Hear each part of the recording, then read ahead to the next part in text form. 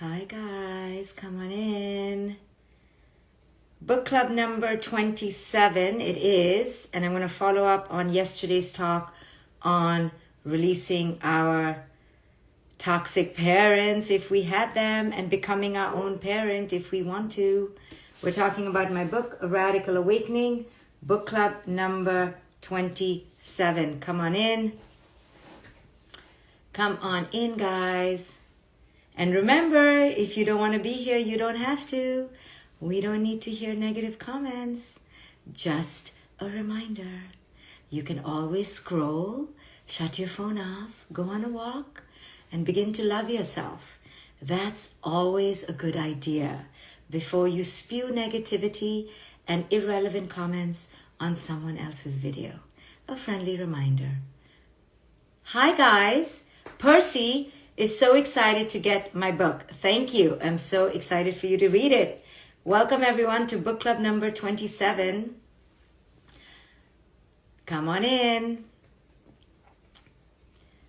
Just waiting for a few more people to come in, and let's dive into our emboldened state of mind and what that requires.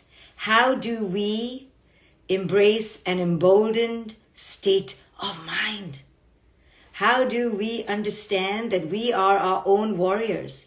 We are our own greatest allies. We are our own greatest backers. We are our own spine, emotional, spiritual, psychological, physical. We can only have that awareness, and we can only step into our emboldened state of leadership and warriorship when we release our parents, when we realize that they are no longer the cause of our misery. They were the cause of our misery. But the only way for us to step into our next awakened iteration is for us to release this idea that our parents owe us anything. Colleen bought 4 books. I'm so excited for you and your friends. So this switch can happen to you when you're in your 20s. It can happen to you when you're in your 60s, or it could never happen. And as long as it doesn't happen, in some way you will remain in a childlike dependency, not on them. You will remain in a childlike dependency on others who become your surrogate mom and dad. Don't worry, you may be sitting there and going, oh, I live 5,000 miles away from my parents. What is she talking about? I don't even speak to my parents. I don't know what she's talking about. I am a strong adult. I don't know. Because it's not about your real parents now. It's this idea that you are still obligated to, meaning others are obligated to give you something and you are obligated back to them. That you have a dependency on anyone, that you are waiting for others to fill your holes. All of this, of course, doesn't happen with your original parents. For many, it does. But you've just transferred this onto your next relationships. So they are your surrogate mommy or daddy or big sister. So the first thing we have to understand is that we have to become our own parents. So when you need soothing or you need reassurance, who are you going to turn to? Your own inner mommy. You have to grow that mommy up. You have to become the parent you never had. You need to soothe yourself. You need to reassure yourself. You need to bolster yourself. You need to rely on yourself. You have that power inside you. You just have never touched it because you're still in your mind enmeshed with the idea that somebody on the outside has greater power than you, aka your parents, and then all your surrogate relationships that have replaced your parents. So this idea in your head that you are still in a childlike relationship with others keeps your power really small, and you never really grow up. True inner work requires that you need to wake up. So Hair by Jenny says, working through this book has made me realize, even though I've done over 20 years of therapy, I still have a lot to learn. Fabulous. Charlotte downloaded the book. It's amazing. We are on book club number 27 of A Radical Awakening. Buy it for your girlfriends. Buy it for anyone who is stumbling in their lives. Really buy it for anyone you know who's in their 40s and up. Because in the 40s, we have what is aptly called a midlife crisis. You know, before I turned 40, I was like, what a stupid cultural cliche. You know, how dare they call the midlife crisis a midlife crisis? It's just another decade. Until I reached midlife, I was like, oh, now I get it. It is a freaking crisis. And it is absolutely essential to have a midlife crisis. Okay, we can talk about that tomorrow. See how easily I get distracted by my own words? But I have learned to recenter myself. So here I am back again. Okay, so chapter 24 talks about embracing the inner parent. Okay? As we evolve, we forgive our parents for their humanity. This is the goal, guys, okay? Hello. We have to forgive our parents for their humanity. We release them from our expectations and need. Do you think you can do that, guys? We activate our own inner mothering. Hello. Yes, you can. You can do this. And reparent the wounds they left bereft and bare. And soon we realize that we were our own healers all along. I tell all my chronologically adult clients, those over 21, that their ultimate healing will only occur once they move beyond the limits of their childhood and the parenting they received. You know, it's almost like the entire point of being here is to repeat the childhood patterns, to one day have a big fat wake-up call, which is typically in your midlife, when everything falls apart and those bloody children walk away as if you didn't do anything for them, and the husband is fat and balding, or your wife, your lover has left you, or whatever, you know, whether you're straight or gay, and you're like, hello, I am at what you call rock bottom. So typically at rock bottom, then you have a choice to stay crawling on the gutter floors, or to say, this is my turning point. This is when I finally, thankfully wake up. And you do need a teacher. You do need a catalyst, okay? You do need the light ahead of you. So not saying I'm the catalyst or I'm the light, but people like me who do teachings like mine, go find your person. You need your person to wake you up. So my person was meditation. Okay, my person was a technique. But that guy there, the Buddha, who apparently created this form of meditation called Vipassana, that's what I do. Okay, so I've been doing that since I was 21. So the technique of meditation, I know I'm digressing. The technique of meditation is my teacher. And then I've followed Eckhart Tolle, who has endorsed A Radical Awakening and my other books. And he's my teacher too. So find your one or two people whose words, whose ways, whose intellect matches can talk, sing to your soul, yes? And take everything that they offer and go on a quest. Because when you hit rock bottom, you have a choice, as I said, stay crawling on the cockroach-filled gutter floors, cockroach-filled meaning your ego-filled cockroach inner mind, or elevate. And to elevate, you have to wake up and go, what the F am I doing? Bloody recreating my patterns from childhood. And then I'm so sorry to say you're going to look in the mirror and go, what? I just did the same one pattern. You're not even that creative. But it's okay. You laugh at yourself. You love yourself. And then when you hear my words, let me tell you, nobody is really creative. Me, in my relationships, oh my God, I am so predictable. It is so scary. I literally do the same thing over and over and over again, as if I haven't had an inner parent. Takes a long time to wake up. You keep thinking, it isn't me. It isn't me. It's Jack. And then after Jack, you try Susie. You're like, you know what? I'll try another gender. And then you go for Susie, and then you're like, damn it, it was again. So you're like, you know what? They both lived in America. I'm going to move to Afghanistan. In Afghanistan, pattern repeats again. It takes many times because we are a little bit narcissistic and arrogant. We're like, it can't be me. It can't be me. And the other is typically a fool of some dimension proportion because they're unconscious too. So you're confused. Is it them or is it me? Is it them or is it me? And then after like a midlife crisis, in midlife, you begin to go, is it me? And then the walls shatter, and then the ceiling explodes, and then you're catapulted into galaxy and you're floating and going, what the hell?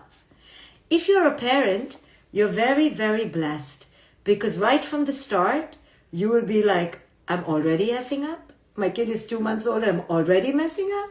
So that's why parenthood is a short circuit ride to a midlife crisis in your 30s. If you want a short circuit ride to insanity and rock bottom, have children.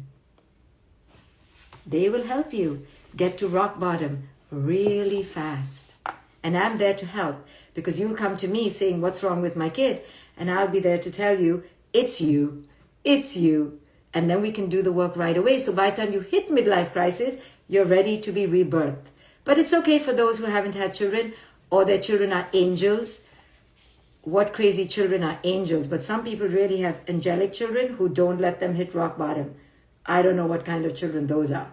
What a waste. The only point of having children is so they wake you up. So if you have angel children who don't wake you up, it was a waste of time. They just took your money, were superstars, was so boring, your ego got bigger, you got worse. So please, angel children, stop it. What are you doing? You're not waking your parents up. No point of view. Just kidding. Okay, so back to the inner parent. So here's what I say. To release our parents. As children, we often don't recognize that our parents are human, fallible, and ordinary. Even at times fumbling and messed up.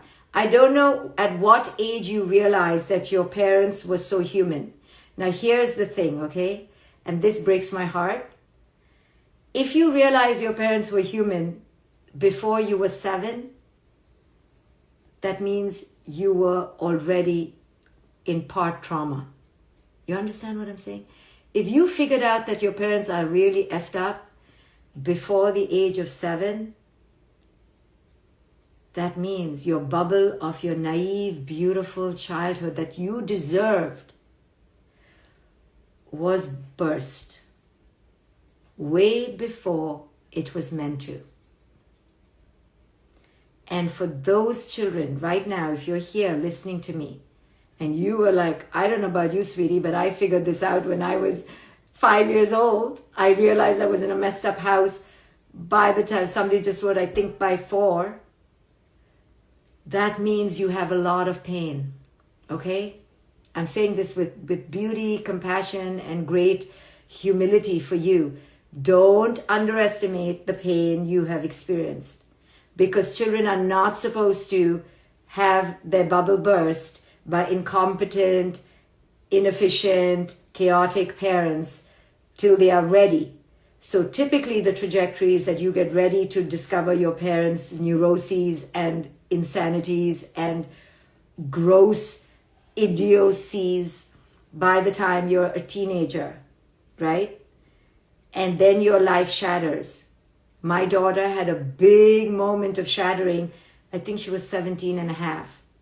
When I kept a secret from her and she found it out, such a stupid thing, but she was devastated and acted like I had committed a crime because that was when her bubble burst for the first time, really big time.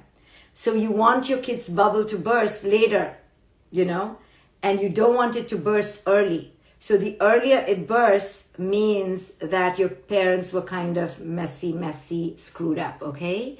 So it's going to be harder for you to have wholeness because your ego, your false self is stronger when your parents are more dysfunctional earlier, right? Parents need to know, if they're having children, wait to be really stupid till your kids are at least teenagers, because kids cannot take it. Don't have children if you're a bloody mess. But no one listens. No one listens. When I get a pregnant woman in my conference, I literally want to sit with her and take her to my house and keep her in like a glass cage, because she's a specimen. Because no one comes pre-pregnancy to me. They only come when they're in rock bottom. This is the nature of us humans. We do not wake up until we hit rock bottom. Okay? So I hope your rock bottom is coming soon, so that you can wake up and enter your own wholeness. Okay? So we have this fantasy. This is in the ideal world, yes? As in the ideal world as children, we should have the fantasy that our parents are omniscient and omnipotent. So if by the age of 7 you've already realized that, hello, my parents are bloody fools, or in a lot of pain, or really messed up, or really invested in their own ego, and I have to do all the work, I have to parent my parents, you realize very early, I'm living in hell, and let me survive. For those children, they learn to survive so young that their ego to survive is so strong that in relationships, they have a really hard time feeling their feelings, being vulnerable, taking action. Sometimes they are either super achievers or super passive, because they've had so much trauma. So we need to understand that, okay? But in the typical world, around teenagehood is when the veneer of perfection gets chipped away. We catch glimpses of our parents' ordinariness. Typically, we get turned off. Like my daughter is completely turned off me. She's like, oof, you're so typical. You're so human. I'm like, what do you expect? She's like I literally left the pedestal into the gutter. I'm like, can I come to normal? No. From the pedestal, I went to the gutter. But that's just the fate of many mothers. We're not allowed to F up, you know? So she's like, you have betrayed me. You are like a typical person. I am. And it's good that our children withdraw from us in teenagehood. Good they see our humanity, because you don't want them to have us on a pedestal, because we're not perfect. But we have to do it at the right time, right? And it naturally happens in teenagehood, trust me. But we don't want to do it in their childhood, because in their childhood, we are their safety bearers. We are their nurturers. We are their everything. So we have to show up, right? So we have to be present. And it's a bloody toll on us. Every parent knows how hard it is. I'll talk about parenting in a few weeks. Don't worry. So the teenager gets turned off and da-da-da-da. Okay, we know what happens with teenagers. They want to leave the roost. They want to leave their parents. They want to get emancipated. My daughter was like, I should emancipate myself. I said, go ahead, please emancipate me. Emancipate yourself. Emancipate me, woman. Okay, so then as we grow up, though, we have all these issues with our parents, mainly resentment, mainly anger, mainly we have dysfunctional emotional connections with others, because these parents have created such wounds in us. So our healing will only begin when we begin to own our childhood narrative, and we own that our parents have created these wounds. But the answer is not to go back to our parents. You know, many therapists encourage, call your mom, heal it with your mom, have a conversation. And I say, sure, that'll be great icing on the cake, but that's not relevant really, because you have to do your own inner work. Because we cannot depend on our parents' consciousness to release us from our past. We have to release ourselves from our past. Our parents cannot release us. So as we release our parents from being parents, we have to understand that our parents don't have to be parents for life. There's an expiration date. I've told my daughter, now finished. I am looking forward to the end of my being a parent. I can be your best friend if you want. I can be your sister energy. I can be your guide. I can be your usher. But your parent, soon in your 20s, come on, you have to be your own parent now. I'll always be there. But I'm done carrying the responsibility of your well-being, of your safety. You have to take charge of that, right? So part of this is parents need to release their children. Like, hey, I'm always there, but I can't like be there 24/7 doing your laundry and fixing your woodwork. You need to do it. You need to fix your own toilet, okay?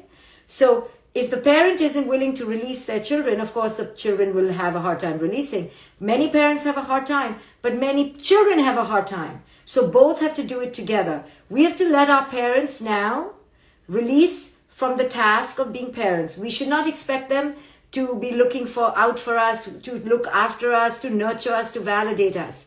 We need to let them become their own people now. Mom, Dad, you've done your job. However well or however not well is not for me to judge.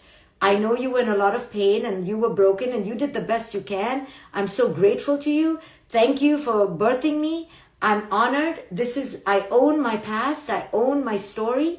I own the legacies of trauma we have come from, and here we are. And I'm now ready to take the baton and move forward. I release you from being a parent. I would love you to be part of my life to the degree that we both agree, within the sanctified boundaries that we both agree on. You can choose, I can choose, we're free. Bon voyage to your next journey, parent. And I am going on my next journey. I have left the child role and I'm entering the adult role. So we should have a ceremony really for this, where we release our parents. Like, instead of graduating our children, can our children graduate us? Like, hello. So I think we need to just do it for ourselves as parents. So I'm planning to do it very soon. My daughter's 18. Hopefully by 20, I will graduate myself from being a parent into parent is in my past, and now I have to create the next free from parenting energy space. It'll be called for now, free from parenting. Free from parenting. Free from FFP. That's where I'm going next. I don't know about you parents, but you have to graduate yourself. If you don't graduate yourself, no one's coming to graduate you. Your children, let me tell you, will try to never graduate you, okay? They'll always be wanting mommy and daddy because they want to cling. But it is not good for them to cling. You need to set them on their way, okay? You can keep clinging and letting them cling till 20. After 20, bye-bye. They got to go. They got to go. Like, we are the only species on earth who do this nonsense. Clingy enmeshment rubbish. No.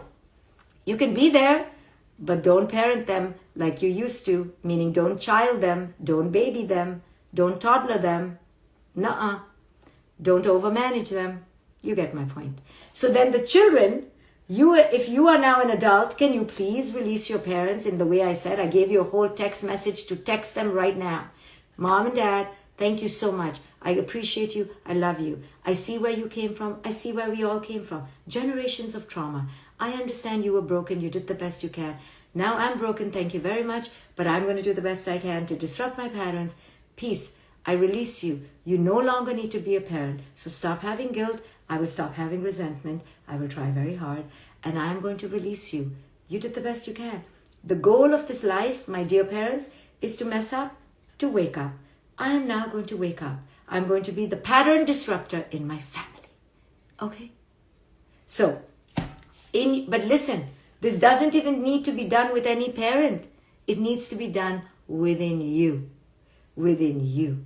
You need to wake up to your own inner mom.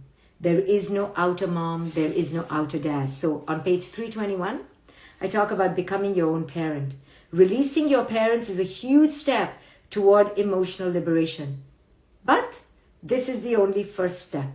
After this, you know me, I always have like, but don't think you can just release them. That's only the first step. After this comes the real work of stepping into the role they didn't fully complete. Can you imagine? First you have to release them, okay? What are you saying, Dr. Shefali? First I have to let go of all the resentment, blame, and pain. Then I need to do the work they didn't do.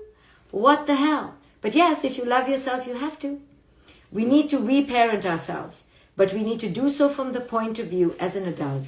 Reading my book, I say, see how clever I am, is part of your reparenting process. It really is. This book is going to mother you. Somebody left a review saying it is the mother of all parenting books because she understood it is a book to help you remother yourself. I'm just going to tell you like it is. It is what it is. By looking at yourself and doing your own inner work, you are releasing your parents of the responsibility of your emotional growth and taking charge of yourself. This is the pathway of truly adulting, from little girl to awakened woman. Do you want to be awakened? Reparenting is the key to our spiritual and emotional expansion. It means we need to start addressing those parts of ourselves that grew up with a false idea that we were not worthy, valid, or significant.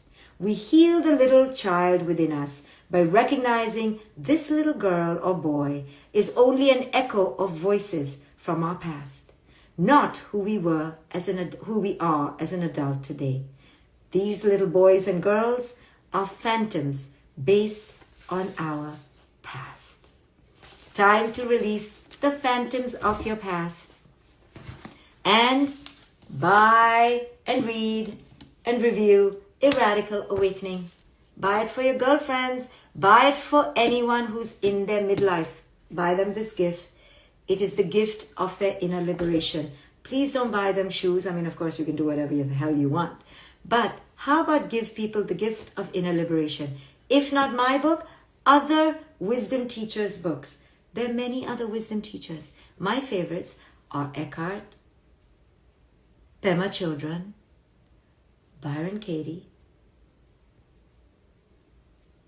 Those are my 3 most favorite. Okay. See you when I see you. Bye, guys. Thank you for joining me.